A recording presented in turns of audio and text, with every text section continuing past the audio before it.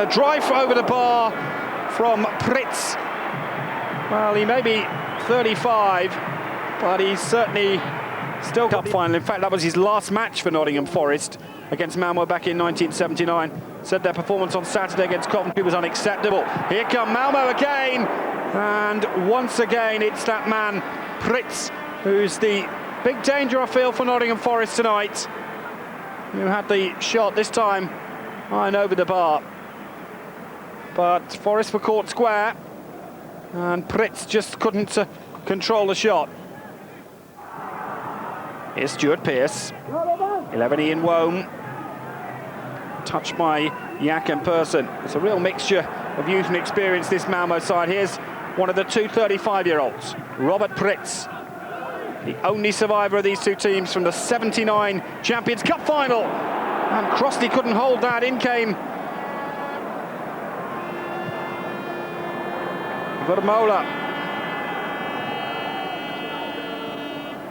Is this Fjellström? Good spell for Malmö. Now Pearce seems to have got caught there. Don't think there was any intent in the challenge. That's Anders Andersson, but the Nottingham Forest captain is still down. And he's feeling his calf. Mark Crossley's coming out, but he's being instructed here that if he wants any treatment, it'll have to be done off the field. But Stuart Pearce back in a stadium where there was so much controversy with an incident with Basil Bolly in the last European Championships.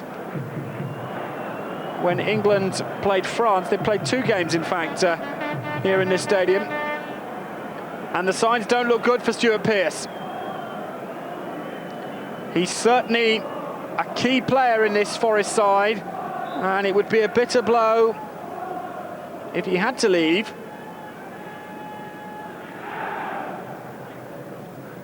Well, as the ball came in, it was Anders Andersson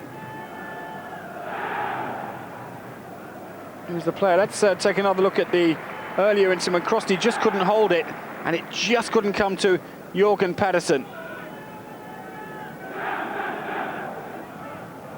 Well, Stuart Pearce, I think, is inclinating that that's it. Yes, he's going to have to be substituted. And there on the left is Jason Lee, but it's Chris Bart-Williams who's going to replace Stuart Pearce, so there'll be some reorganisation to do. And the initial feeling, I think, is that David Phillips might move to a more defensive role, and Chris Bart-Williams will go into a midfield position. Here's Des Little. And what's happened is that David Phillips has indeed now gone to the left-back position. Scott Gemmell. Strong run. Steve Stone, Brian Roy, here's Ian Wome, and Nottingham Forest have got an away goal against the run of play. Well, Brian Roy made that with a brilliant touch to Ian Wome, and the travelling supporters from the East Midlands in England have an away goal to celebrate, and it's come after 37 minutes. Great touch from Brian Roy, the pace there setting up Ian Wome, and it's Malmö 0, Nottingham Forest 1. And away goals in Europe are so important. The galloping Steve Stone, a real player who never gives up. Brian Roy, the Dutchman, lovely touch, and a great finish through the keeper's legs from Ian Wome. Pritz. And in went Scott Gemmell there with the opportunity, and it's a free kick in a dangerous position here. Anders Andersson, the player, judged to have been fouled. Well, Robert Pritz and Torben Persson, the two veterans of this side, and the only two over 30, they're both 35, and it looks like Pritz is shaping up as though he might want to have some action. Fjellström's there as well. At the moment, the wall is for Campbell, Little, and the drive. Oh, it's a good effort as well, and it was Fjellström That was a fine save from Crossley.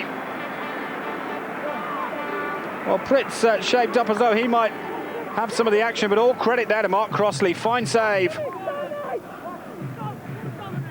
Filstrom took it. And Crossley tipped it over. Well, Malmö may be behind, but they've had most of this match so far.